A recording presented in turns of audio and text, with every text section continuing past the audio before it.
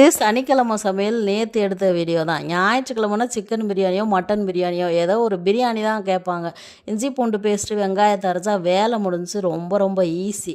சனிக்கிழமைனா தான் சோறு குழம்பு அப்படின்னு கேட்குறனால கொஞ்சம் யோசனையாக தான் இருக்குது. என்ன கேட்டாங்கன்னா கதம்ப சாம்பார், மட்டன் குழம்பு, பீஃப் சுக்கா இதெல்லாம் தான் கேட்டாங்க. கதம்ப சாம்பார்னால் நீங்களாம் போய் காய் வாங்கினா வேலைக்கு ஆகாது, அவ்வளோ வள்ளலை வாங்குவீங்க, நானே போய் வாங்கிட்டு வந்துடுறேன் அப்படின்னு சொல்லிட்டு சாம்பார் காய் இருக்க எல்லா காயும் வாங்கியாச்சு. ஒரு காய் குறை விடலை, மாங்காயும் சேர்த்து மாங்காய் உள்பட நெய் கொஞ்சம் தூக்கலாக ஊற்றி சாம்பார் ரெடி பண்ணிவிட்டு அதுக்கப்புறமா உப்பு மஞ்சத்தூள் போட்டு பீஃப் முன்னாடியே நான் வேக வச்சுருந்தேன்.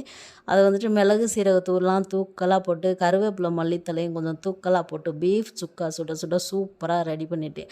அதுக்கப்புறமா மட்டன் குழம்புக்கு வந்தாச்சு.